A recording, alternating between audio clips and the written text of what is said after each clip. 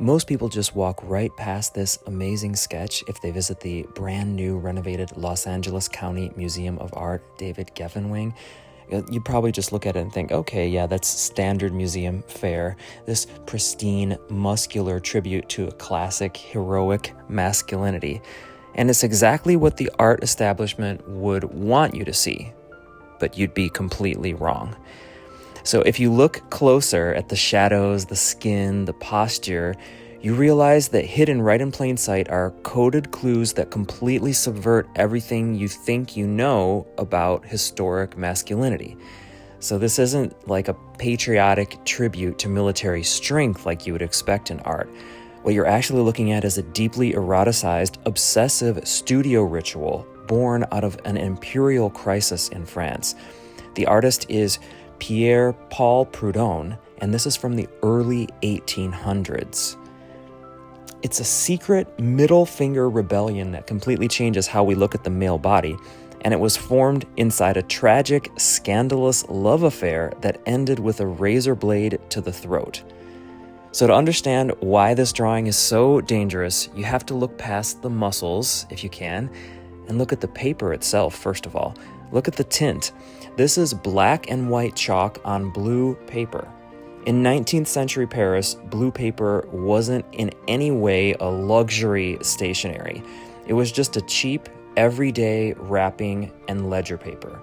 But artists like Prud'hon obsessed over it for their academies, their nude studies. And why did they do this? Because the mid-tone of the blue allows the white chalk highlights to pop off the page like 3D flesh under flickering candlelight. So it doesn't look any way like the cold marble of a Greek statue. It looks tactile, intimate, and touchable. And in 1810, making a man look touchable was a political act of war. Welcome to the French Academy dictatorship. At this moment, French art was ruled by one man, Jacques-Louis David. And David's ideology was clear. The male body was weaponized political propaganda. He painted hyper-masculine, rigid, bone-dry male warriors designed for one purpose, to kill and die for the state. Imperial machismo on canvas. Well, most of his canvases. That's for another video. But Pierre-Paul Prud'hon, he looked at David's stiff, armored soldiers and said, no thanks. Instead of propaganda, Prud'hon looked back at the smoky, sensual mastery of Leonardo da Vinci and Correggio. He deployed a technique called sfumato, the smudged, smoky blending of shadow. So think about that.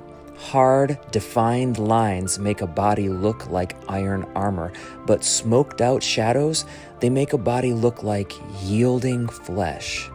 So Prud'hon stripped away the military posture and gave his man a soft, undulating grace. Not the body as a weapon, but as something luminous, receptive, and re-eroticized.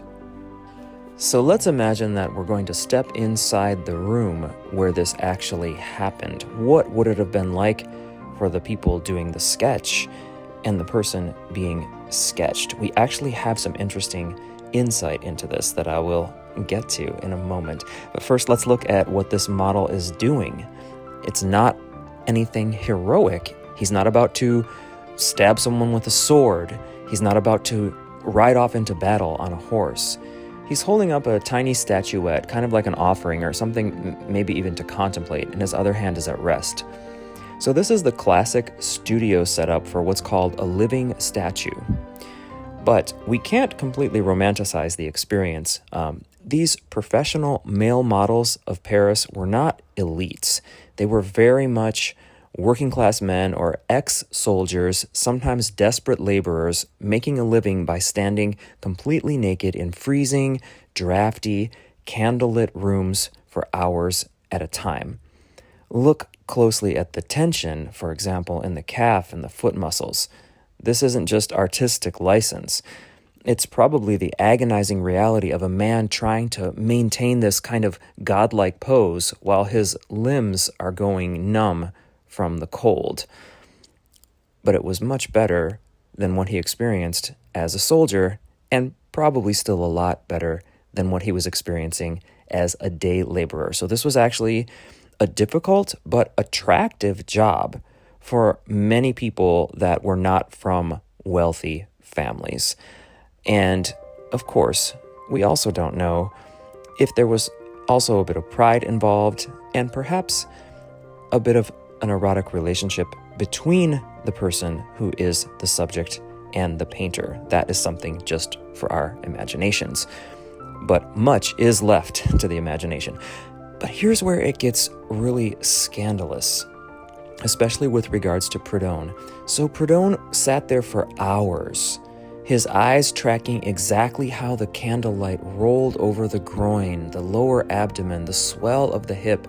The sheer intensity of the gaze is really overwhelming if you put yourself in the eyes of the person doing the sketch, which forces us to ask the ultimate question: where exactly does academic observation end and pure erotic fascination begin? And it also allows us to think about who and what we are as humans. Where do we draw that line between our natural instincts and our professional careers? I think we're still kind of grappling with that, and it will probably go back and forth for eternity.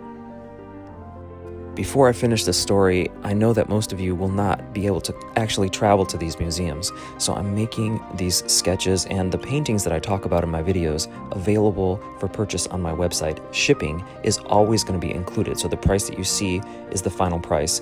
The reproduction quality is really fantastic through the company that I have subcontracted with to be able to bring these into your home. So if that's something you want to do, make sure you click the link in the description. All right, let's continue with this fantastic story. To truly understand how charged the energy in that room was, you need to know who else was holding a piece of chalk. And that's when we meet Constance Meyer. Meyer was also a brilliant artist, and she was Prud'hon's student and his collaborator and his secret lover.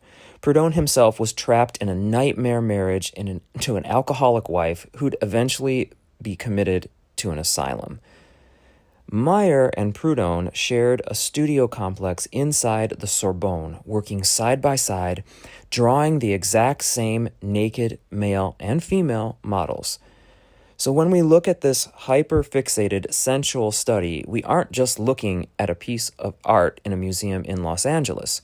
We're looking at a shared, perhaps transgressive space where a man and a woman actively defied the strict, puritanical, Napoleonic moral codes to sketch naked men together.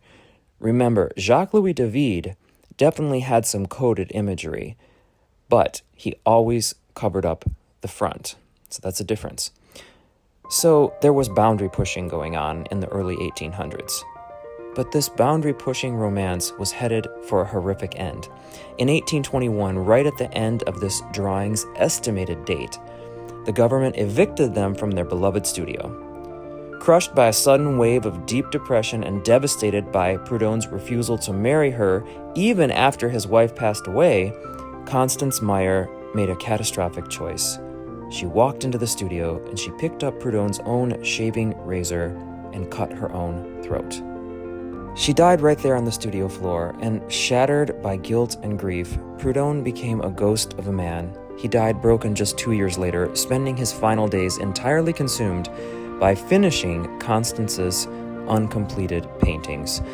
I think if we look at this through a modern understanding, knowing now the spectrum of human sexuality, there is a possibility that his love for Constance Meyer and maybe even his wife was more of a platonic partnership, and perhaps he was more drawn to men. You can certainly see a hyper obsession with detail, an admiration, and a way of painting men in a softer, more vulnerable way here in this sketch. So perhaps the ill-fated romances are a backdrop to something deeper that's really going on.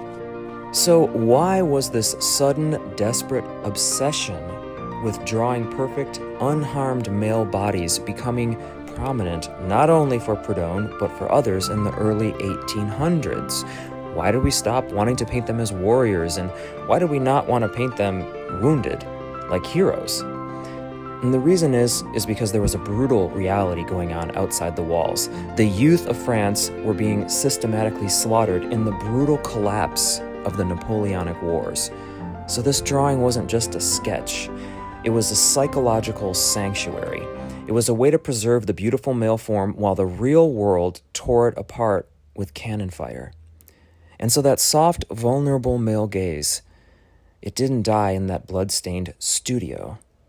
It continued. Decades later, a young, rebellious painter named Gustave Courbet would do similar things. He rejected the academic machismo just like Prud'hon did, and he studied these exact same smoky, tactile nudes. I did a video about Courbet, and it's really fascinating because most people thought that his greatest works were of women, and they were, but his works of men in vulnerable situations and the male body show something really fascinating and that probably go beyond the standard understanding of his sexuality. Courbet realized a profound secret. If you strip away the rigid armor of the male body, you unlock an entirely different, fluid type of desire. So he stole Prud'hon's exact playbook for his early self-portraits. He painted himself and his male companions using the traditional, sensual codes usually reserved for the female odalisque: reclining, swooning, vulnerable, and completely passive. So whether it's Prud'hon tracking candlelight on a model's hip, on cheap blue paper, or Courbet painting his male friends with heavy bedroom eyes, both artists did the most scandalous thing imaginable for their time. They stripped the male body of its aggressive armor and left it beautifully, subversively exposed.